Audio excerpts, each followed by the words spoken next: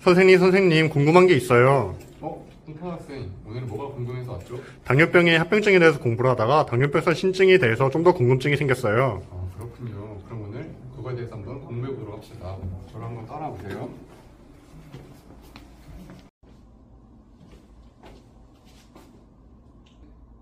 네, 안녕하세요. 안녕하세요.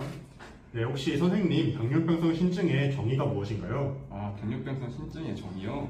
네, 당뇨병성 신증의 정의란 당뇨병의 만성 미세혈관 합병증 중에 하나로 콩팥의 작은 혈관들이 손상을 받아서 소변으로 단백질이 빠져나가게 되고 더 진행하면 점차 노폐물들을 배설하지 못하게 되어서 만성 신부전으로 진행하게 되는 병입니다.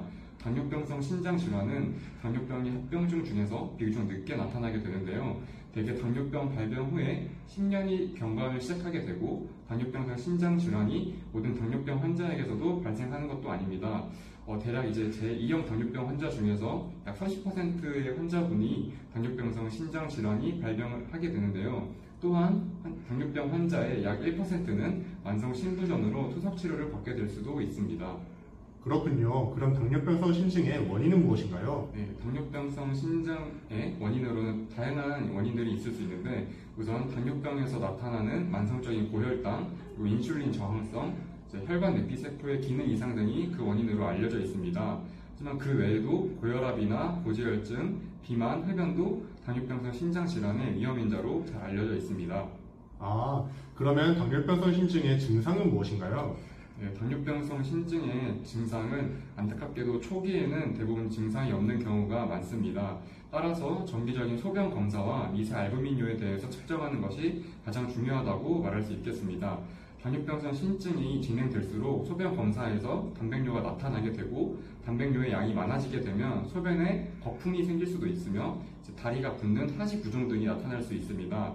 이러한 신장 질환이 진행된 후에는 신장 기능이 감소하기 시작해서 혈액 내 노폐물이 쌓이게 되고 혈액 검사에서 요독 수치 및 크레아티닌 수치가 증가하게 됩니다. 이 경우에는 이제 기운이 없을 수도 있고 쉽게 피로할 수도 있고 빈혈이나 메스꺼움, 구토나 소변이 잘 나오지 않는 등의 증상이 나타날 수 있습니다. 또한 일부 환자에서는 약물이 신장으로 잘 배설되지 않아서 저혈당 증상이 나타나기도 합니다. 네, 그럼 당뇨병성 신증의 진단과 검사는 어떻게 될까요? 네, 가장 확실한 진단은 이제 신장 조직 검사이지만 자세한 과거 병력과 신체 검진만으로도 진단을 할 수 있어서 조직 검사가 필요한 경우는 그렇게 많지 않다고 생각할 수 있습니다.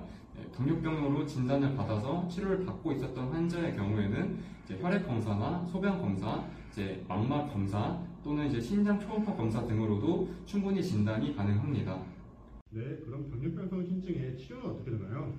네, 치료로는 일단 철저한 혈당 조절과 혈압 조절이 가장 중요합니다.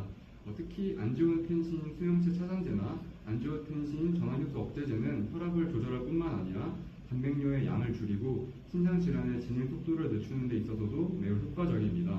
금연 및 고지혈증 치료도 당뇨병성 신장 질환을 예방하고 치료를 하는데 가장 많은 도움이 됩니다. 신장 기능을 악화시킬 수 있는 진통 소염제나 항생제, 건강보조식품, 한약 등의 약제 사용에는 좀 주의를 하셔야 합니다. 네, 당뇨병성 신증의 경과는 어떻게 되고 합병증은 무엇이 있을까요? 우선 신장의 여과 기능이 정상인의 10% 이하로 감소하게 되면 만성 신부전으로 진행할 수 있습니다. 당뇨병 환자의 약 1% 정도가 만성 신부전으로 진행하게 됩니다. 만성 신부전의 치료는 크게 혈액투석, 복막투석, 신장 이식이 있습니다. 여기서 어떤 치료를 받을 것인지에 대해서는 환자의 건강 상태나 다른 질환의 동반 여부 또는 개인의 선호 등에 따라서 결정이 되게 됩니다. 그럼 당뇨병성 신증의 예방 방법엔 무엇이 있을까요? 네, 당뇨병 환자의 철저한 혈당 조절과 혈압 조절, 그리고 운동, 금연, 체중 조절 등 많은 예방 방법 등이 있습니다. 그 외에도 식이요법이나 규칙적인 진료들을 병행하여서 당뇨병성 신장 질환을 예방을 할 수 있습니다. 네, 그럼 추천해줄 식이요법이나 생활 가이드가 있을까요? 네, 추천해줄 생활 가이드로는 적당한 운동이 도움이 되고 방금 말했다시피 담배는 꼭 끊으셔야 합니다. 또한 과체중인 경우에는 체중을 감량하여 적정 체중을 유지해 나가야 합니다. 식사 시에 소금을 적게 섭취하는 것도 고혈압의 예방을 할 수 있으며 또한 병원을 규칙적으로 다니면서 전문의의 진료를 받는 것도 매우 중요합니다. 네, 콩팥 학생, 제가 지금까지 이야기한 거 잘 이해하셨나요? 네, 잘 이해했습니다. 그렇다면 이번에는 증례를 통해서 이해했는지 확인해 보도록 하겠습니다. 네, 알겠습니다. 증례를 한번 띄워주시죠. 콩팥 학생 한번 이 증례에서 제가 방금 말했던 당뇨병성 신증을 의심할 만한 그런 부분들을 한번 다 짚어볼 수 있을까요? 네, 짚어보겠습니다. 먼저 당뇨를 앓던 환자가 부종을 호소하면서 왔네요. 혈액검사상 신기능 저하가 보입니다. 소변검사상 단백뇨가 보입니다. 안저검사상 점출혈과 면화반 등 망막병증을 보이고 있습니다.